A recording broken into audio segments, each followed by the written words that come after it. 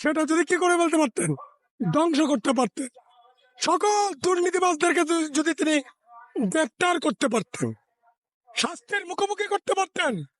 এই বিগত 9 মাসে যদি আপনি খুনি হাসিনার শাস্তি, ফ্যাসিস্ট খুনি আওয়ামী লীগের নেতাদের খুনিদের শাস্তি যদি আপনি নিশ্চিত করতে পারতেন, একটা মামলার শুনানি হয়েছে, একটা মামলার চার্জশিট হয়েছে, একটা মামলার সাজা হয়েছে।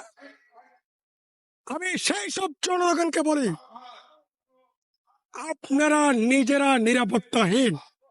ভেবে দেখেন, চিন্তা করে দেখেন আপনার নিরাপত্তা আছে কিনা। জনগণের নিরাপত্তার জন্য, আন্দোলনকারীদের নিরাপত্তার জন্য আগামী 6 থেকে 9 মাসের মধ্যে নির্বাচন জরুরি। সরকারকে নির্বাচন দিতে হবে।